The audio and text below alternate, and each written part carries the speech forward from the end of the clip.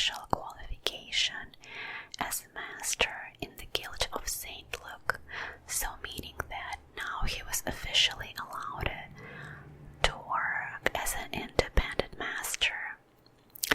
But he still decided to stay in Verrocchio's workshop for a while. So here we see a beautiful Virgin Mary and an infant child Christ on her lap. In some of my videos I'm going to be using ladybugs, as you see here, just to be friendly with YouTube.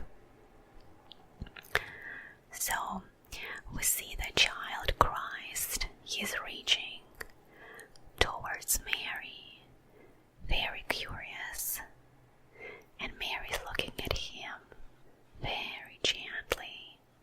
We see there's affection between the mother and child. The image feels very tender. It's just a natural interaction between mother and child. So this feels very intimate and very realistic, unlike previous formal Madonnas. I'll show you an example here. This one is by Andrea del Verrocchio, again the master that Leonardo used to study under, where he got his basic skills from. Look at how this Madonna feels just not as intimate as this one. This one feels more personal, more warm, more emotional. And look at the second example by Filippo Lippi. Again, Madonna feels more formal and more stiff, versus Leonardo feels more alive. Let's look closer at the baby Christ.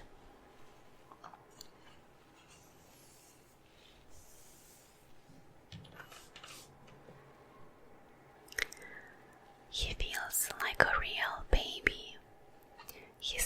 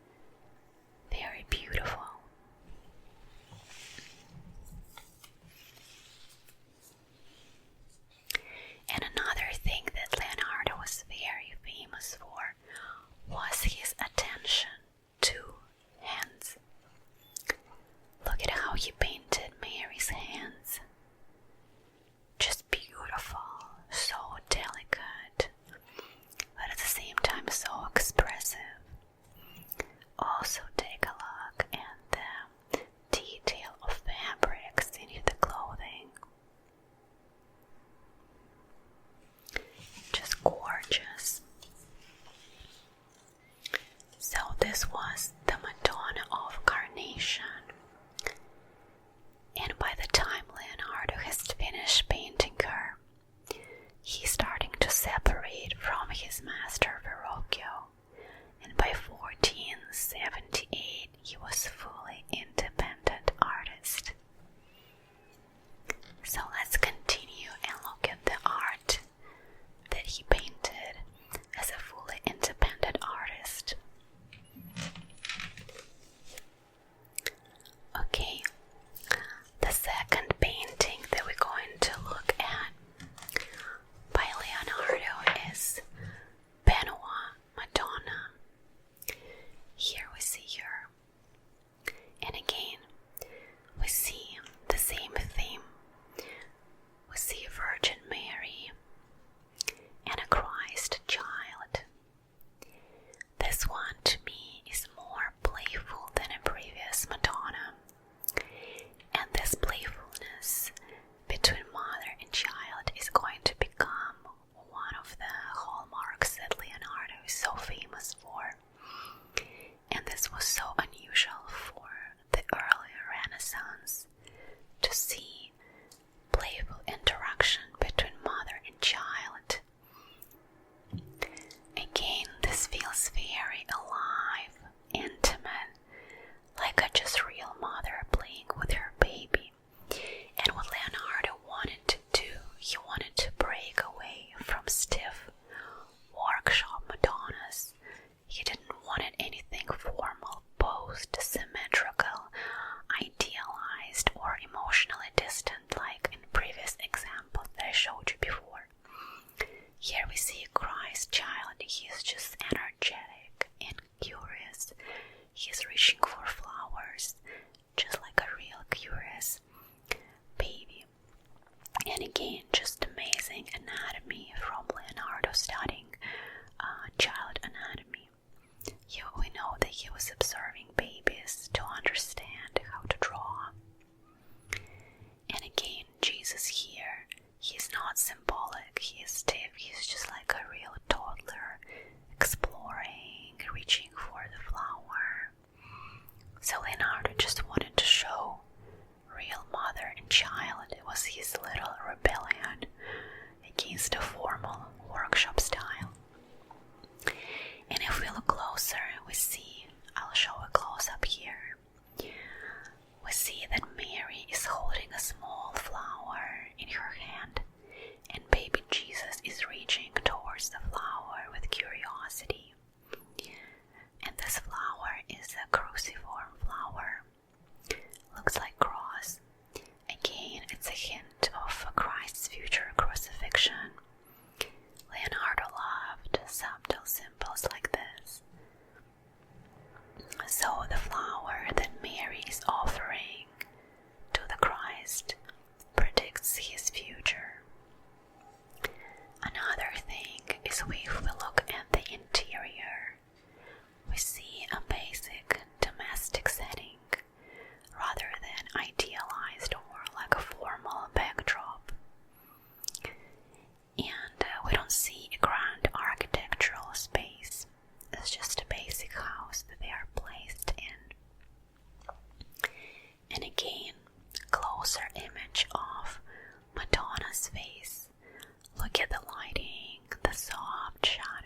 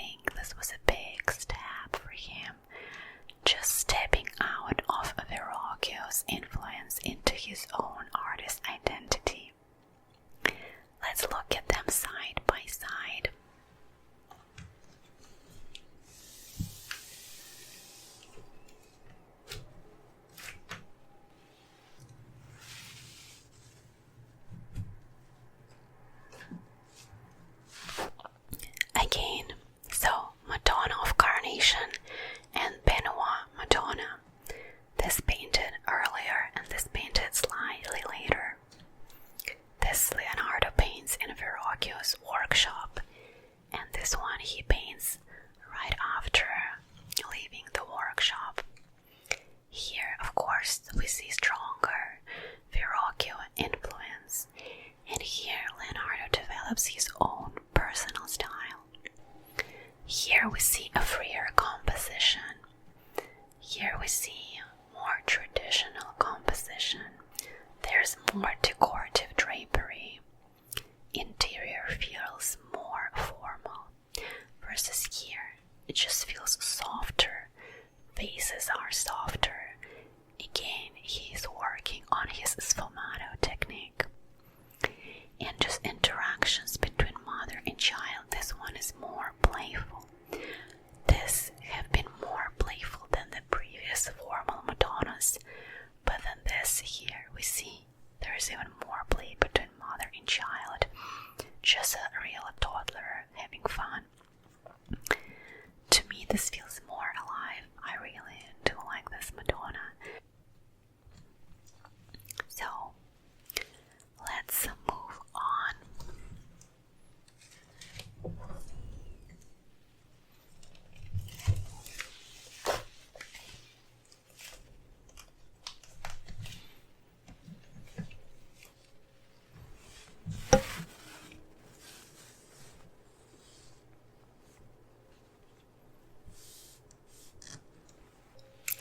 Okay, the third painting.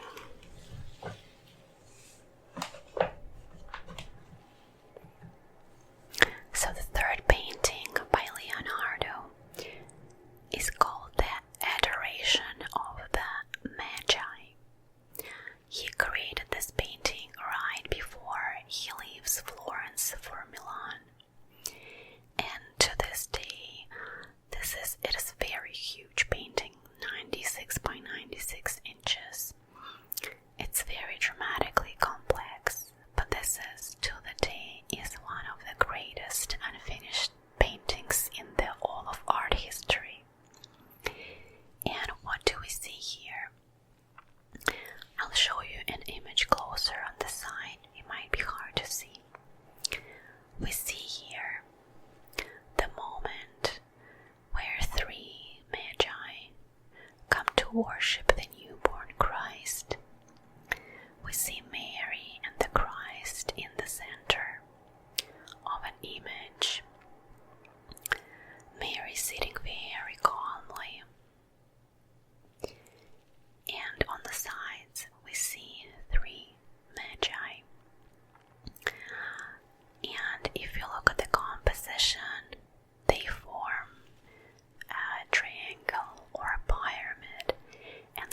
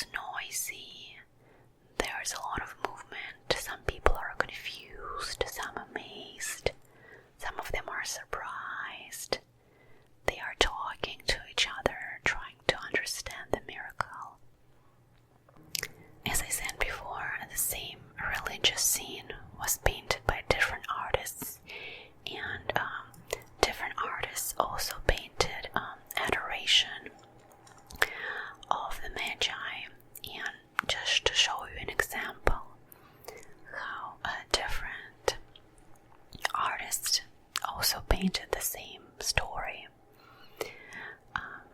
This one just feels more traditional, more stiff, more calm. This one by Leonardo is much more theatrical, emotional. And here as well we see in the background, we see the scene of battle. There are horses, there are a group of men on the horses. It looks like there's some kind of conflict or excitement. And some people say that this is a symbol of the world in chaos before the arrival of Christ, the spiritual struggle of humanity. Another thing that we see here is ruined architecture, broken staircases, collapsed walls. And this one could also symbolize the old world ending and beginning of new era with Christ's birth. We also see a tree here, and the tree of life is another sign of spiritual growth. So even this painting being in very unfinished state, for art historians it is important to see the underdrawing, the layering, the compositional planning, just the little corrections that Leonardo was making. Such a gorgeous piece of art.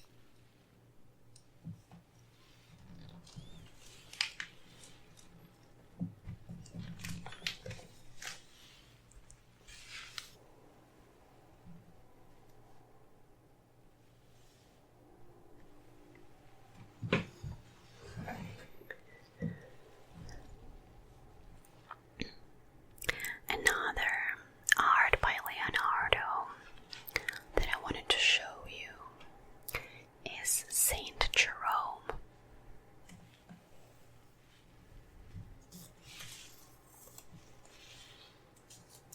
Here's the painting. So this painting comes from the period when Leonardo was around 30. He just left Florence and moved to Milan. And during this period of his life, he worked on Saint Jerome. So his life was also in transition. He was trying to figure out his identity as an artist. And just a painting that also illustrates a moment of transition. Leonardo as an artist. And what he wanted to do is he wanted to move away from simple religious scenes, and he wanted to explore a deeper psychological storytelling. Leonardo was always interested in understanding human emotions, not just the beauty, but the real complex emotions inside a person. That's why I think this painting feels so personal. It's not polished like his later works, but I think it is very vulnerable. And even this painting being unfinished, I think it has just incredible presence. It is very quiet, but it is intense. It is full of emotional truth. So what do we see here? We see a Saint Jerome. He is experiencing a moment of deep spiritual struggle. Jerome left society to live alone in the Syrian desert. So he goes away to purify his soul and seek forgiveness for his past sins. I'll show you here closer. But we see that he is very thin. He is on his knees. He is desperate and emotional. And it just shows the struggle and the spiritual transformation that he's going through. His face is just so deeply expressive. And I think Leonardo painted the scene this way because he was again so interested in not just capturing the details of human body and making it look beautiful, but he wanted to capture the body that would show psychology and feelings inside it. Jerome is not in any way idealized. He's not calm, he's struggling, he's suffering, he is searching. We also see here, if you look closer, a rock in his hand. So he used this rock to strike his chest in a form of spiritual discipline. The anatomy for the timing is just breathtaking. So this was one of the first paintings in Renaissance where we see spiritual struggle that is expressed through anatomy. So again, this painting is unfinished, just like the previous one. So we can see an underlayers and the way that Leonardo used to paint. Another major character that we see here is a lion. The lion was Jerome's companion, and in Jerome's story, he helped Lion by pulling a thorn from his paw. After this, the lion becomes his companion. So even though this painting being very unfinished, I think one of the most revealing works by Leonardo, one of the most emotional ones. And what is interesting about this work, Leonardo never completed it, but he kept this panel with him until the old age, though I think maybe there's some private significance to him of this painting.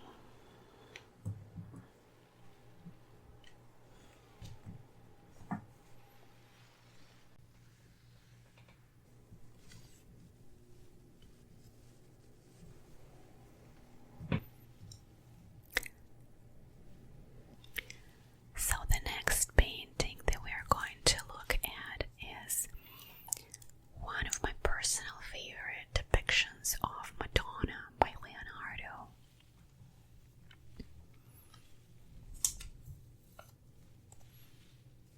Here we see a painting called The Virgin of the Rocks, and this one is the Paris version. Leonardo painted it when he moves to Milan, and this one is one of the two versions of the same painting. This one is the Paris version. The later version is the London version. Was painted about 15-20 years later after this one. Let's zoom in. So here in the image, we see 4 different characters. First, in the center, the mother of Jesus, Mary. Renaissance artists loved painting her. She's in the center. One of your hands is lifted, and another hand is over infant John the Baptist. She feels very calm, and she's deeply aware of the sacred moment that is happening here. Then we see on your right, this is the Christ child, baby Jesus. He is sitting on the ground, and one of his right hand is up, raised in blessing. He's blessing John the Baptist. And even him just being a toddler, being a baby, we still see this, his hand being raised, symbolizing his future role. Then we also see here baby John the Baptist. He's on his knees in the prayer, looking towards Jesus. So again, even as an infant, Leonardo shows him recognizing Jesus and offering devotion to him. And John the Baptist is called the Baptist because he baptized people in the river Jordan, including Jesus himself.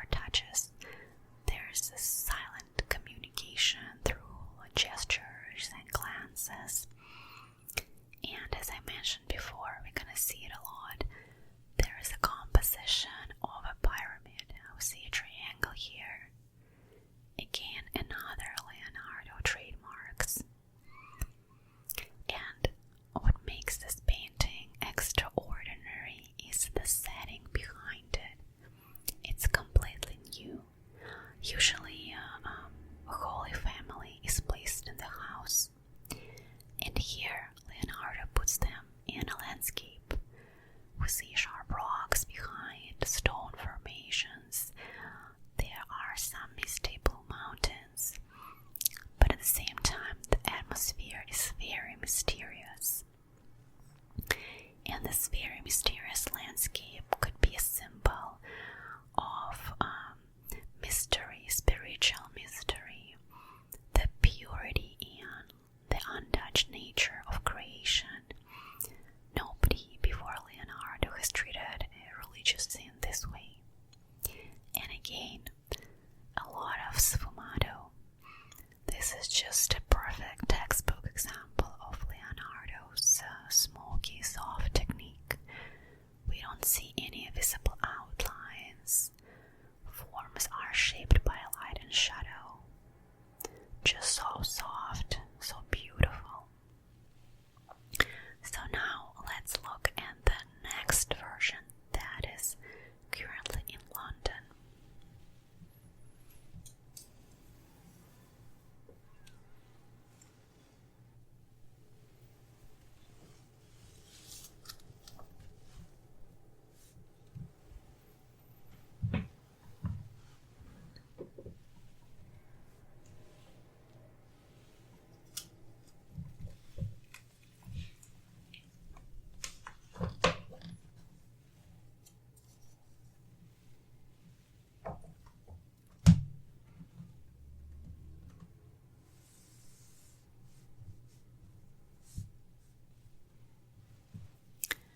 Okay, this one is the second version of Virgin of the Rocks, the London version. And if you're wondering why there are two versions of the same painting, it is because there was a huge payment dispute with the patrons, and Leonardo refused to hand it over. But later on, the altar at the church still needed the painting, so now Leonardo in his workshop. Just to remind you, now he has his own workshop. If you remember, he used to work for Verrocchio, and now he has his own workshop with the artists that were working for him now. So this was made about 15 or 20 years later, and this one is the second version of Virgin on the Rocks. And this is the good example where you see the influence of Leonardo's mature workshop in Milan.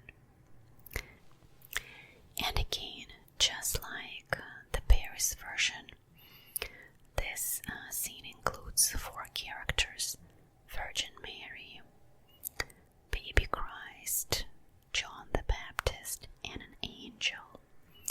Again, we see a similar group in a triangle. But what's different about this painting is just the atmosphere feels lighter, it's brighter.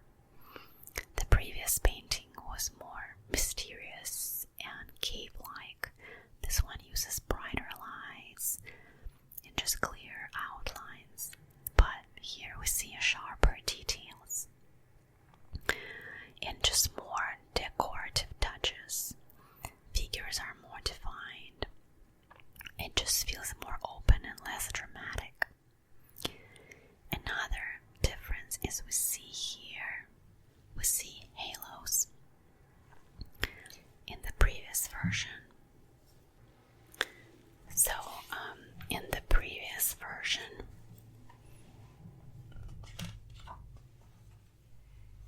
here we see there are no halos, and in London version we see them having halos. Leonardo, when he painted the previous version without halos, he believed that just the overall light and the atmosphere of painting, this being so mysterious and dark, this was expressive enough to show the divinity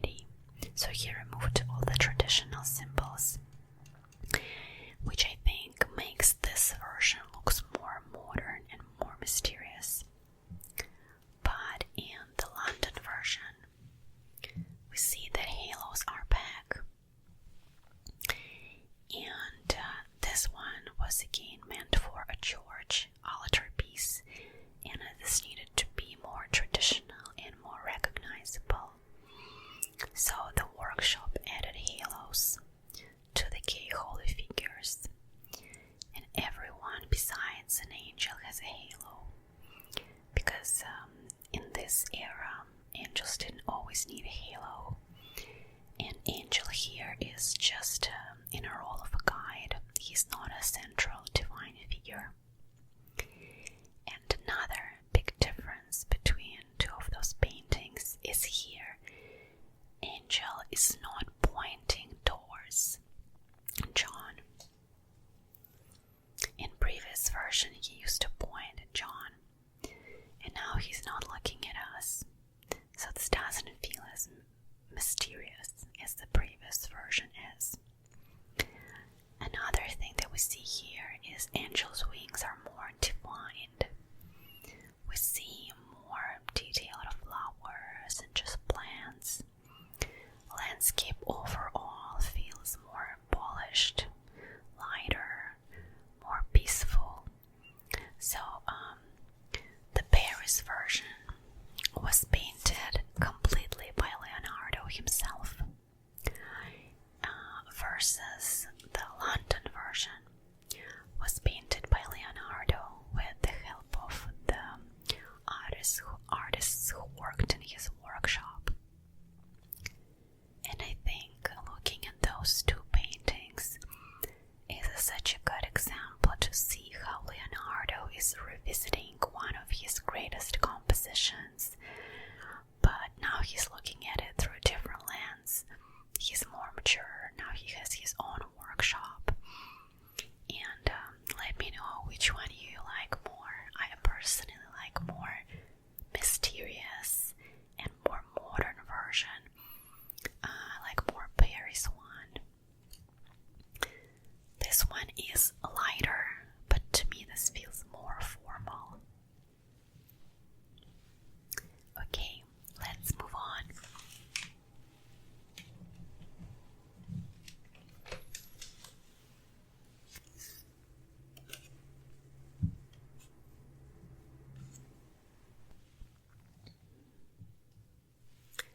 Okay, now we're going to look at the portrait of a musician.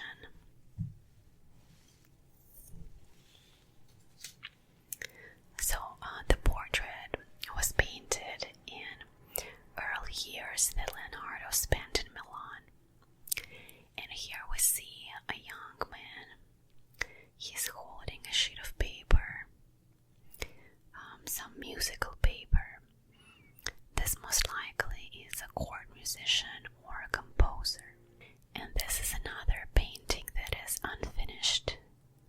We can see it by the garment the musician is wearing. So again, it helped us to see Leonardo's process and the level of detail. So we see a young man. He is dressed in a rich crimson garment. He's holding a sheet of music, slightly turning away from the viewer, looking to the side. So in this whole painting we see that mostly his face is finished. And if we look closer, later we'll see like Leonardo's, again, extraordinary realism. Some of the background, like here, and clothing appear incomplete. We're still not sure who is the sitter. His identity is still debated. This could have been a choir director or maybe Leonardo's friend, a talented musician. But what's unique about this painting is this is the only male portrait by Leonardo that has survived from his lifetime. All of other portraits that he has painted are of women. So this one is just a rare glimpse how Leonardo portrayed man. And again, his signature portrait style, we see emotional intensity through his face expression. Leonardo makes him look very alive. Look at his eyes. We see the realism and expression focused and so intelligent. It suggests that he's thinking about something. Leonardo was obsessed, capturing inner life of his sitters, and this is just another perfect example of him showing psychology, portrait psychology, realistically, emotionally, with the light, and just so much detail in face.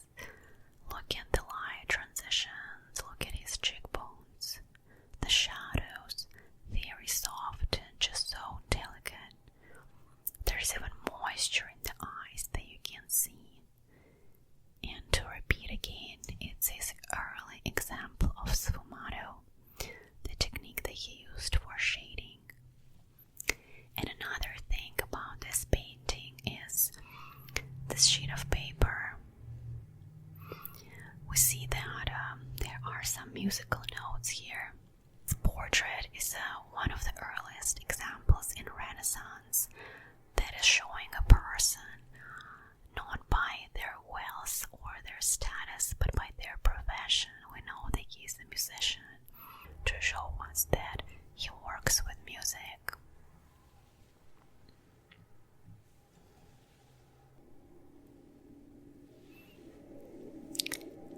And the last one for this video is gonna be one of my absolute favorites. Is the lady with an ermine. I'm sure that you've seen this painting by Leonardo. It is very famous. And this one was painted at the height of his Milan period. So Leonardo created the lady with an ermine, and this is, I would say, one of the most elegant portraits of the entire Renaissance. Here we see Cecilia Gallerini.